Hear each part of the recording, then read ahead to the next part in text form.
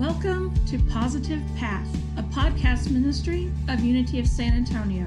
Reverend Nina Clark, our senior minister, extends an invitation for you to join us in person on Sundays at 11 o'clock. Unity of San Antonio is a progressive spiritual community where everyone is welcome to attend and serve. We have many opportunities for you to get plugged in, including an active youth and family ministry, classes and workshops, fellowship after church, and many more fun events throughout the year.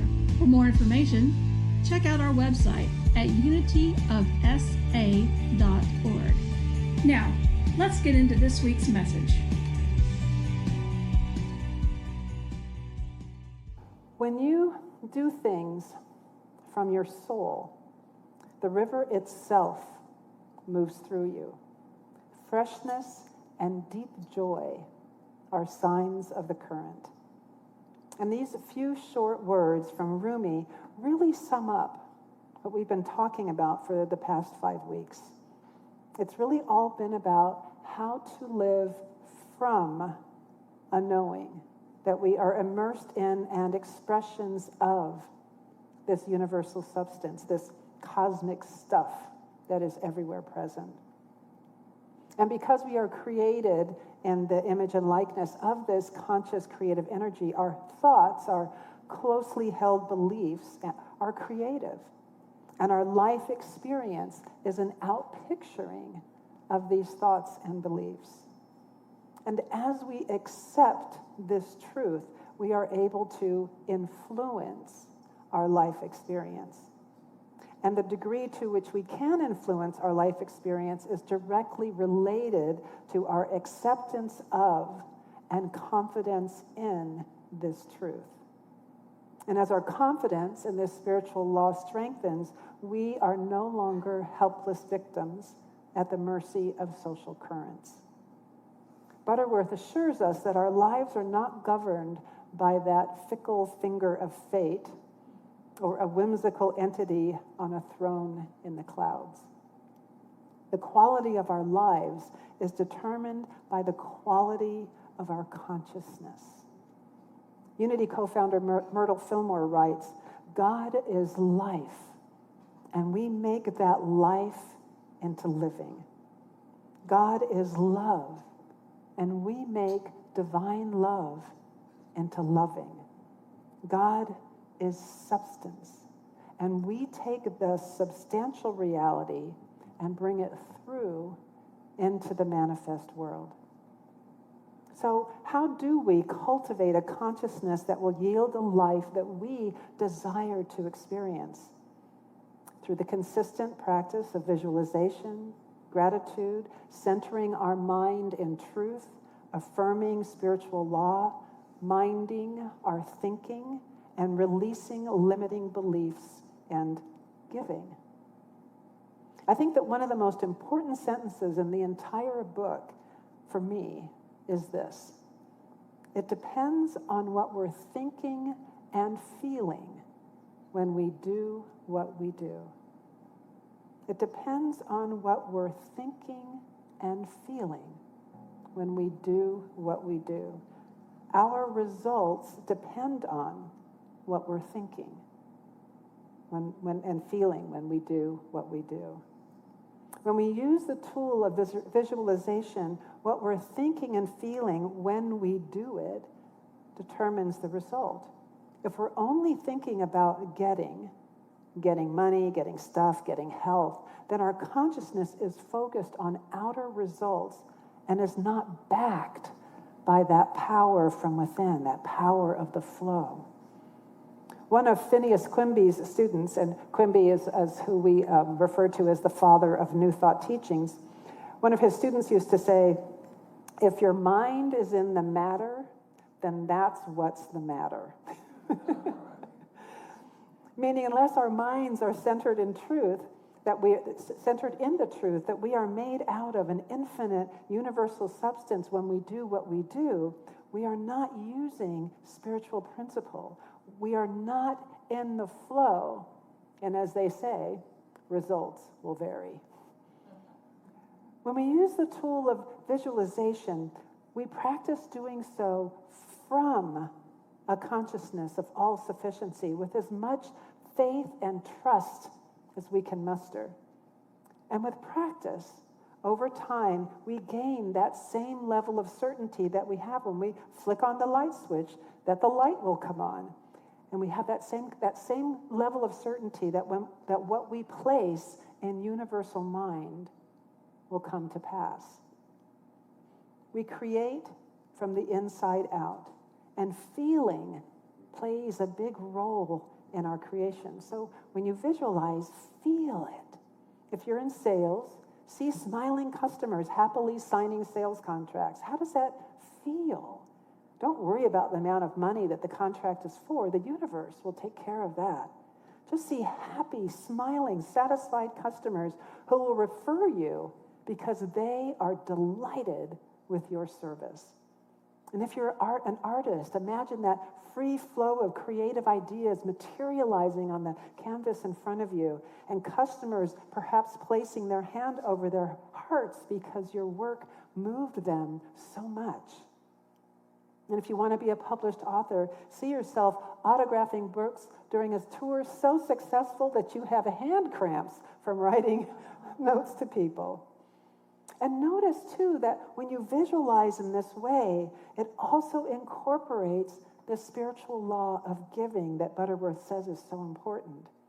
When you see smiling customers who are signing contracts, who are delighted with your service, it's because you're giving to them, giving them a product they need or want, or giving them a service they desire, and doing so with a sense of being in or of service.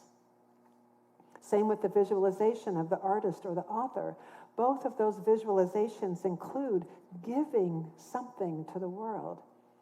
If you're visualizing a house that you want to live in, consider adding that giving feeling of supplying a home for your family, or perhaps providing a place where friends can gather under your roof to enjoy each other's company.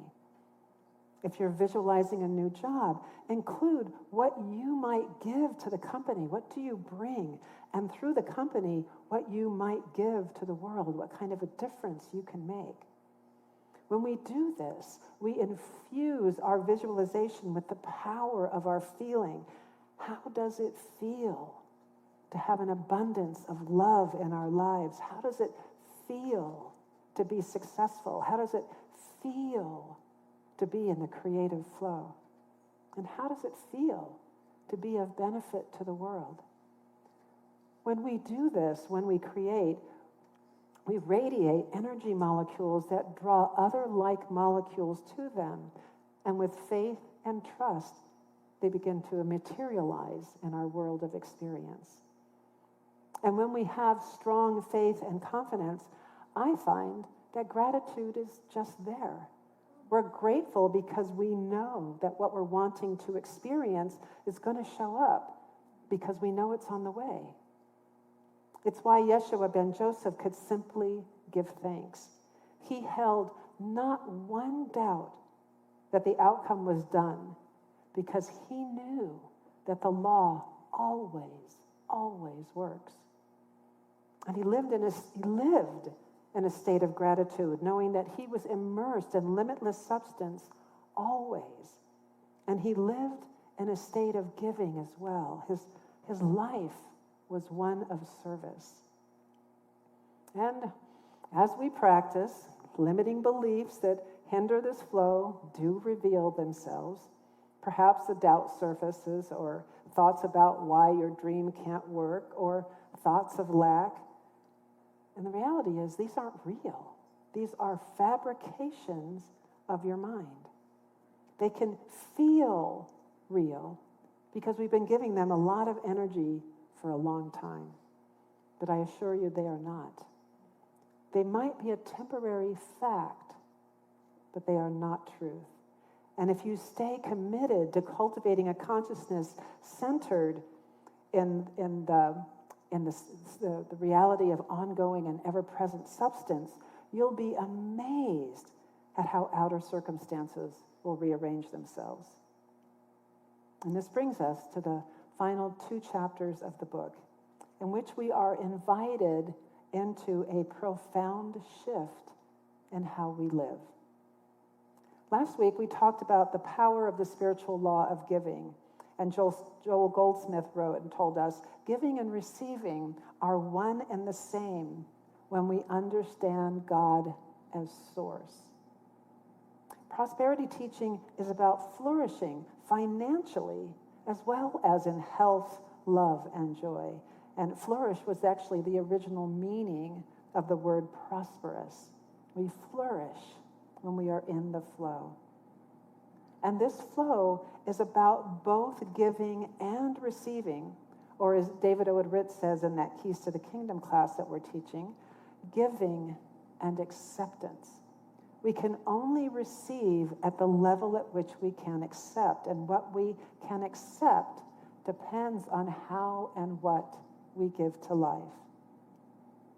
Butterworth writes, there is a wellspring of life, substance, and intelligence within you, and yours is the privilege at any time of giving way to its flow. And giving opens the door to a conversation about tithing, which is the second to the last chapter in the book. So we take a breath. Tithing. We've all heard the word tithe before, and for many of us, it's related to church, and there's an offering bag or plate involved. Tithing can have a 10% expectation woven into it, and it can feel obligatory, and for many of us, downright scary, or we don't want anything to do with it. And it can even make some of us mad.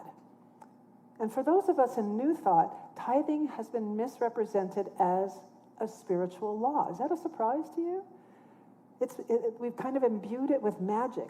So we've been told, or if you tithe, you'll get rich. How many people have had that experience in a New Thought church? Yeah.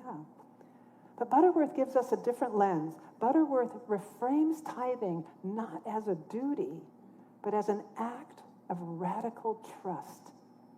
First of all, tithing has been a practice for thousands of years. It's found in the ancient civilizations of Mesopotamia and Egyptian societies and Babylonia, Persia, Rome, and China.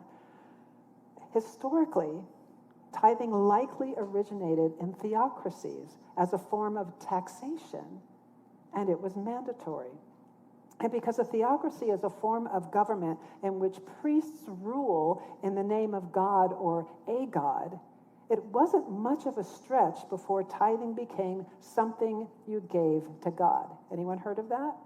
Tried to make sense of that? Now, if God has everything and is all things, why do I need to give my money to God? I mean, I think a lot of people have wrestled with that question. And for whatever reason, no one really quite knows, it continued as a requirement for the church or temple even after theocracy was dissolved. Butterworth tells us that there is no magic in tithing. Does that sound surprising? Okay. It's surprising to me the first time I heard it too. The true purpose of tithing, he says, is to secure our consciousness in the universal flow of substance. Does that sound a little different? But this is not to say tithing has no value. Tithing is a tool, a training discipline that helps us to discover the power in the spiritual law of giving.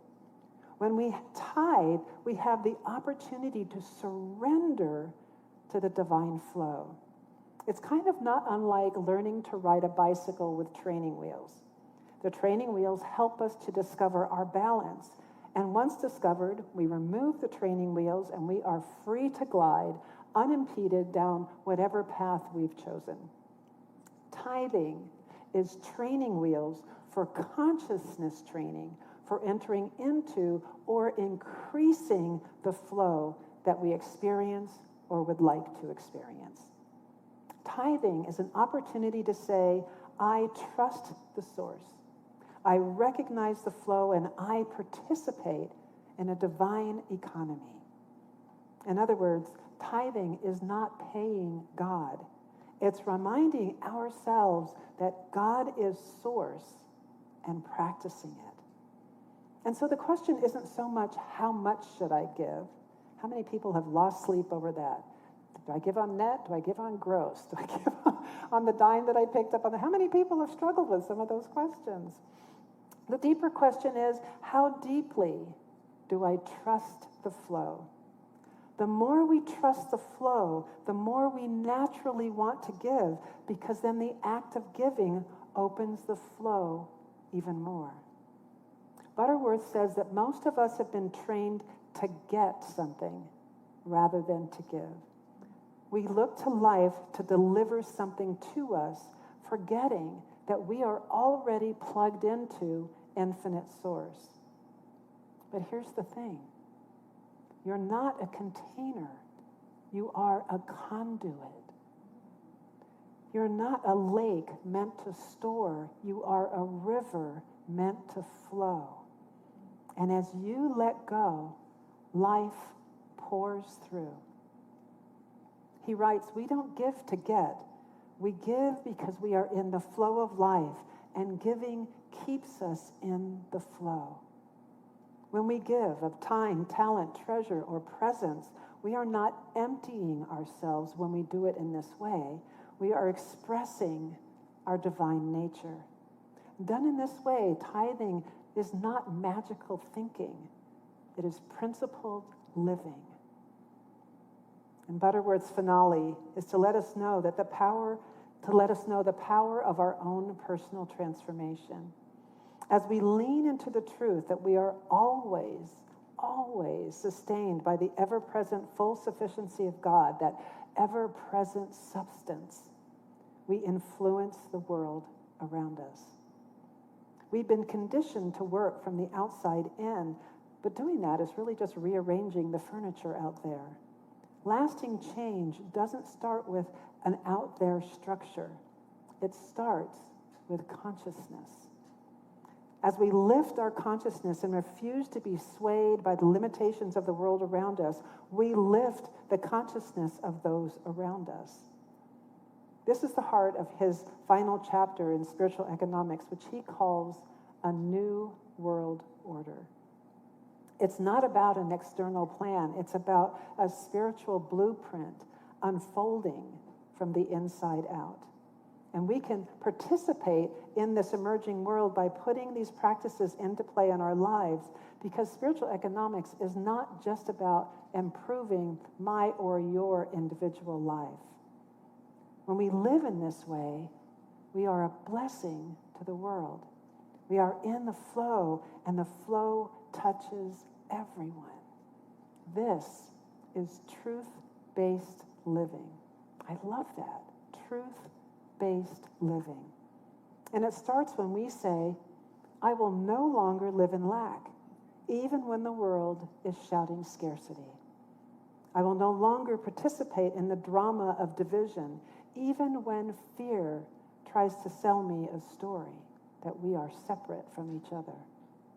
I will see the Christ in others, even when they don't yet see it in themselves, or when they stumble and forget. Prosperity in its highest sense is never selfish. It's inclusive, because the flow does not start and stop and end, or start and end with us. We are a conduit for the prospering of others, as they are conduits for prospering us. We all join energetic hands in the flow. In his final chapter, Butterworth paints a vision of a world where economic systems reflect spiritual laws, where giving and receiving are natural and balanced, where there is dignity in work, and where no one is left behind. We might say, that sounds like a fantasy, but I think he would respond, it's not a fantasy. It's a spiritual reality waiting for someone to say yes to it. So here's the question. What are we saying yes to? When we get up in the morning, when we shop, when we pray, when we vote, when we give, when we forgive, what kind of world are we saying yes to? Each one of you are spiritual beings. radiating centers of a divine light. And as such, each one of you is qualified to participate in the remaking of this world with wisdom and with faith. And when we do this together as a community, something powerful begins to unfold. A tipping point is reached. A new vibration begins to shape our experience. You are not insignificant. You are not powerless. You are the light of the world, and not in metaphor, but in fact. What might it mean for you to live a life uncommon? Maybe it means choosing faith when fear would be easier. Maybe it means giving freely even when the world tells you to hold tight.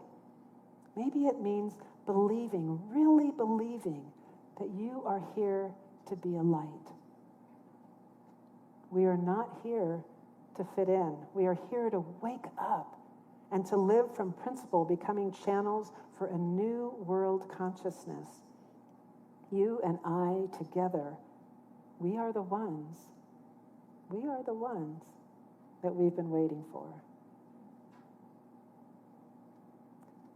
There's lyrics from a song that you'll hear in a moment I'd just like to end with.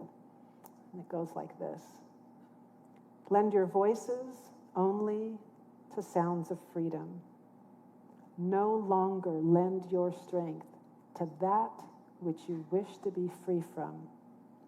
Fill your lives with love and bravery, and you shall lead a life uncommon. Thank you for listening today. I want to invite you to check out our Positive Path meditations. You can take a listen anytime you need to recenter and realign. Have a wonderful day.